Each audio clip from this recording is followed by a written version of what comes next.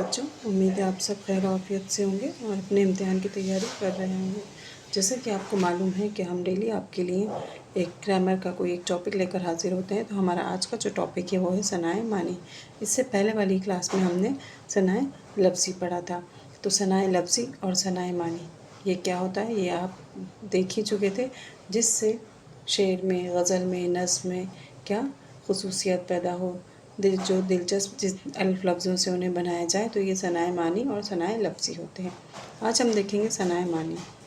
शेर में ऐसे अल्फाज और ऐसी तराकीब का इस्तेमाल करना जिनसे मजमूई तौर पर दो मानी या दो मफ़हूम पैदा हों। क्यों कर इस बात से ये मिसाल दी हुई है, मतलब एक ही लफ्ज़ है जिसके एक होता है आम, और आप सुनेंगे ना तो आम ये एक लगता है हमको सुनने में, लेकिन ये खाने वाला आम और ये जो नॉर्मल जिसको हम कहते हैं वो।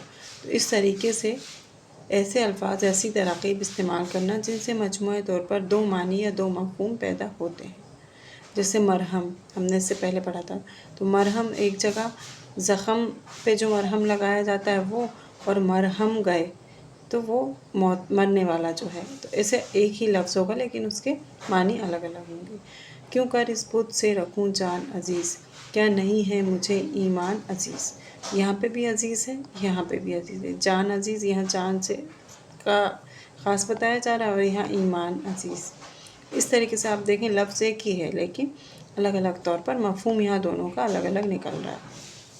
उसके बाद इस्तिक़बाह, मद्दुआ की तारीफ़ ऐसे अल्फाज में करना कि एक तारीफ़ से दूसरी तारीफ़ खुद पैदा हो जाए। कैसे? ज़ेर राह तेरे हैं वो तो सन चालाक के तू, छेड़ दे एक ज़रा इसको जो वक्त सफ़े जंग। यूँ करें जस्त के जैसे सर्द मैदान नबरद, मुँह से जार जाए हरीफ़ों के तेरे खौफ से रंग। क्या हो रहा है, लफ्ज़ एक ही इस्तेमाल हो रहा है लेकिन उससे क्या हो रहा है, तारीफ़ निकल रही है। यानी कि ममदू की तारीफ़ ऐसे अल्फाज से की जाए कि एक तारीफ़ से दूसरी तारीफ़ अपने आप बयान हो जाए। ठीक है, ये किसका शेर है? ये सौदा का शेर है। पहले वाले इसमें क्या हो रहा है, घोड़े की जो तेज़ी है उसकी तारीफ़ की जा रही है। ऐसे अल्फाज की जगह दूसरे शेर में क्या हो रहा है, फिर वही चीज़ ख़ुद ममदू की सजाअत की मदह में बयान की जा रही है। पहले घोड़े की जो तेज़ रफ्तार है चाला उसका, और फिर ममदू ख़ुद मतलब तारीफ़ को अपनी बयान करने लगे। तो ऐसे दो लफ्ज़, दो मानी निकलते हैं। ठीक है। इस्तिख़दाम, शेर में ऐसे लफ्ज़ इस्तेमाल करना कि इसके दो मानी हो मगर शायर की मुराद एक ख़ास मानी से हो, लेकिन ज़मीर के मानी ख़ैज़ इस्तेमाल की वजह से दूसरे मानी भी लिए जा सकते हैं। ज़मीर क्या होता है? वो अल्फाज जो इसम की जगह इस्तेमाल होते हैं। मतलब कि जैसे किसी का नाम नहीं आएगा, इसमें आ जाएगा ये, वो, हम, तुम, इस तरीके से दूसरा इशारा कर दिया जाएगा। कश्ता हूँ मैं तो शेरी ज़बान यार का, एह काश वह ज़बान हो मेरे जहन के बीच। ये मीर का शेर है। तो इस शेर में लफ्ज़ ज़बान में इस्तिख़दाम है, देखो ज़बान में। ठीक है। उसके बाद क्या है, शेर में ऐसे अल्फाज इस्तेमाल करना कि इसके दो मानी हो मगर शायर की मुराद किसी ख़ास मानी से होती है।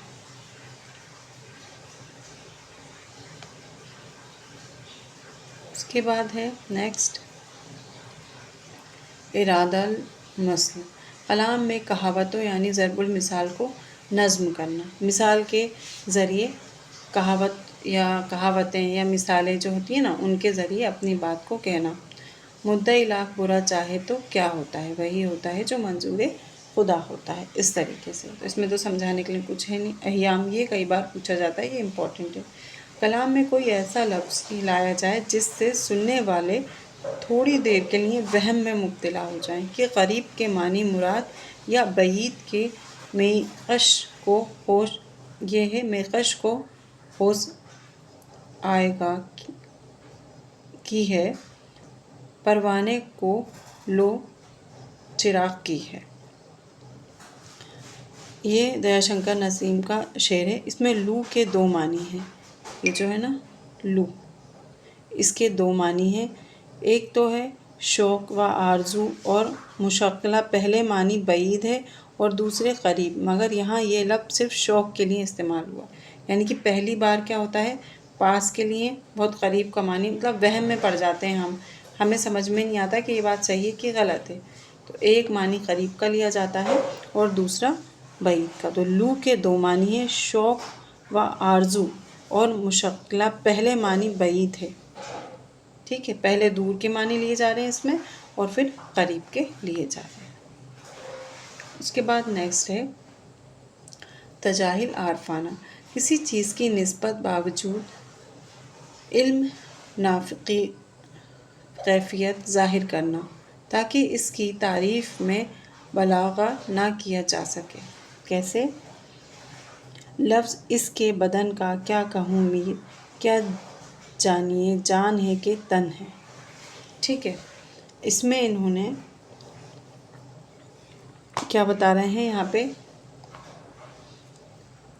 اس کو ایک بار پھر سے سمجھیے گا۔ تجاہل عارفانہ یہ کئی بار یہ بھی امتحان میں پوچھا جاتا ہے، اس کی لغوی معنی ہے جان بوجھ کر انجام دینے والی جو چیزیں ہوتی ہیں نا، انجان بننے کے، مطلب مجھے معلوم ہے کہ میری کسی کے آنے سے یا کسی کے نہیں آنے سے میری جان نہیں جائے گی، لیکن میں پھر بھی کیا بتا رہی ہوں، ایسا انجان بن رہی ہوں کہ نہیں ایسا ہو سکتا ہے، اس طریقے کی بات کو کرنا۔ اس کی لغوی معنی جان بوجھ کر انجان بننے کے ہیں، یعنی کسی چیز کی نسبت باوجود علم کے نافق ظاہر کرنا، یہ جو لکھا ہوا تھا وہی، ٹھیک ہے، تو آپ سمجھ گئے ہوں گے اس سے۔ لفظ کی یہ لطف ہے، لطف اس کے بدن کا کیا کہوں میر، کیا جانیے جان ہے کہ تن ہے، اتنا مزیدار، ٹھیک ہے۔ تضاد یعنی کہ اپوزٹ، شعر میں ایسے الفاظ کا استعمال جو ایک دوسرے کی کیا ہوتے ہیں، ضد ہوتے ہیں۔ استطراق، پہلے مصرعے میں کچھ الفاظ استعمال ہوں کہ پڑھتے وقت ہجوء کا گمان ہو، مگر دوسرے مصرعے پر پہنچنے کے بعد معلوم ہوتا ہے کہ ہجوء نہیں مدح کی جا رہی ہے۔ پہلے بار جب آپ پڑھیں گے تو آپ کو لگے گا کسی کی برائی کی جا رہی ہے پہلے مصرعے میں، اور دوسرا والا جب آپ مصرعہ پڑھیں گے تو آپ کو لگے گا یہ تو کسی کی تعریف کی جا رہی ہے۔ اگر ہے سہوں کو کچھ دخل حافظ میں تو یہ نہ اپنا یاد ہے احسان اور کی تفسیر، ٹھیک ہے۔ تلمیح، کسی مشہور تاریخی واقعہ، قصہ یا مسئلے کی طرف اشارہ کرنا یا کسی اسلامی تاریخ کی طرف بیان کرنا، اسے ہم تلمیح کہتے ہیں۔ ابن مریم ہوا کرے کوئی، میرے دکھ کی دوا کرے کوئی، تو یہاں پہ ابن مریم آ گیا، ٹھیک ہے۔ تنسیق الصفات، ممدوح کی صفات کا ذکر ترتیب وار کرنا، خود خوش خرام و اندام و خوش لگام، غل پوش و تیز ہوش و سمن گوش و سرخ فام۔ اس میں کیا ہے، اس میں ممدوح کی صفات کا ذکر ترتیب سے کیا جا رہا ہے، اور یہ جو ہے یہ ثنائے لفظی میں بھی شامل ہے نا، ابھی ہم ثنائے معنی پڑھ رہے ہیں، اس کو ہم نے ثنائے لفظی میں بھی پڑھا ہے، ٹھیک۔ حسن تعلیل، یہ بھی موسٹ امپورٹنٹ ہے، کسی چیز کے لیے کوئی ایسی وجہ بیان کی جائے جو چاہے واقعی نہ ہو مگر اس میں کوئی شاعرانہ جذبات و نزاکت ہو اور بات واقعی اور فطرت سے مناسبت بھی رکھتی ہو۔ جیسے میں نے بھی کہا تھا نا کہ کسی کے آنے یا نہ آنے سے، جیسے میری جان جا رہی ہے ایسا میں سامنے والے کو بتاؤں، لیکن ایسا حقیقت میں ہوتا نہیں۔ پہلے نہائی اوس میں، پھر آنسوؤں میں رات، ٹھیک ہے، یوں بوند اتری ہمارے دلوں میں رات۔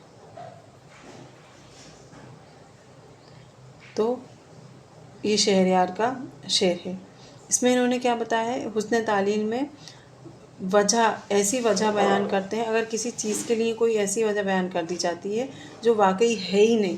کیا ایک اوس کی بوند سے کوئی نہا سکتا ہے؟ کسی کا گلا گیلا ہو سکتا ہے؟ نہیں ہو سکتا، لیکن یہاں پر اشعار میں ایسی ہی چیز کو بیان کیا جاتا ہے۔ پھر ہے سوال جواب، شعر میں سوال جواب کے ذریعے مکالمہ کی صورت کو پیدا کرنا۔ پوچھا کہ طلب، کہاں قناعت، پوچھا کہ سبب، کہاں کی قسمت، یہ سوال ہو گیا اور یہ جواب۔ تو یہ آپ کے ہم نے کیا دیکھ رہے ہیں، ثنائے معنی۔ لف و نشر، پہلے چند چیزوں کو چھوٹا، لف یعنی کہ آپ یہ سمجھ لیجیے کہ کسی چیز کو پہلے چھوٹا کرنا، اور نثر یعنی کہ پھر اسی کو بڑے اس میں دکھا دینا، ٹھیک ہے، اسے ہم کہتے ہیں لف و نشر۔ تو پہلے چند چیزوں کی ایک ترتیب سے بیان کی جائے، اس کے بعد وہی چیز ان کے منصوبات سے پیش کرتی جاتی ہے۔ جیسے یہ کسی شعر میں لکھا ہے دیکھنا، نیچے اس کے لیے کیا آ جائے گا، آنکھ، لفظ دے دیا اس طریقے سے۔ تو آتش و آگ و بادو خاک نے لی، وضع سوز و نم ورم و رام، ٹھیک۔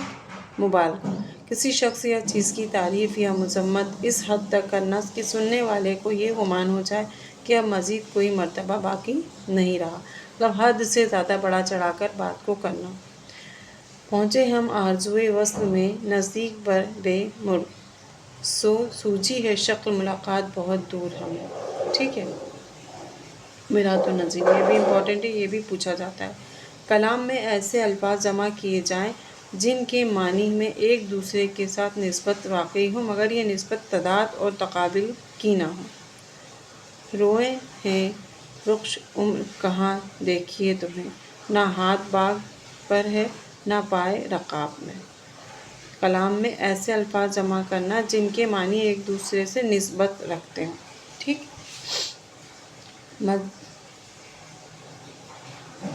اس صنعت میں دو معنی بطور شرط و جائزے کے دونوں مصرعوں میں ظاہر کیے جاتے ہیں، اس طور پر کہ امر پہلے مصرعے میں بیان کیا جاتا ہے و تبدیل الفاظ کے ساتھ دوسرے مصرعے میں بیان کیا جاتا ہے۔ کیسے؟ وہ وصل کا دن کیوں چھوٹا تھا، یہ ہجر کی رات بڑی کیوں ہے، ٹھیک ہے۔ مکر شاعرانہ کس کو کہا جاتا ہے؟ خواجہ میر درد کو۔ کوئی بات ایسی کہی جائے کہ اصل مقصد کچھ ہو اور ظاہر کچھ اور ہوتا ہے، اسے کہتے ہیں مکر شاعرانہ۔ ہے دوستی تو جانب دشمن نہ دیکھنا، جادو بھرا ہوا ہے تمہاری نگاہ میں۔ کوئی بات ایسی کی جائے جو اصل مقصد کچھ اور ہو اور ظاہر کچھ اور کر رہا ہو، ٹھیک۔ ہجو ہی ملا، کسی شخص یا چیز کی ہجو ایسے الفاظ سے کرنا جن سے بظاہر کوئی ہجو نہ معلوم ہوتی ہو بلکہ ایک قسم کی تعریف نکلتی ہو۔ اس کی مثال اگر کسی کو سمجھ میں آئے تو آپ اس میں بتا سکتے ہیں، کمنٹ باکس میں اس کی مثال بتائیے گا۔ کسی کی ہجو یعنی کہ ایسے الفاظ ظاہر کرنا کہ کوئی ہجو معلوم نہ ہوتی ہو بلکہ ایک قسم کی تعریف ہی سمجھ میں آئے، وہ ہوتی لیکن ہجو ہے۔ تو یہ آپ کا ثنائے لفظی اور ثنائے معنی مکمل ہو گیا۔ امید ہے کہ یہ آپ کو سمجھ میں آیا ہوگا۔ آپ ان ویڈیو کو 1 سے 2 بار دیکھیے گا اور اچھے سے سمجھیے گا، کیونکہ یہ بہت ہی امپورٹنٹ اور خاص ٹاپک ہے اور یہ ہر امتحان میں آپ سے پوچھے جاتے ہیں۔ شکریہ، امید کرتے ہیں کہ آپ کو یہ آج کی کلاس سمجھ میں آئی ہوگی۔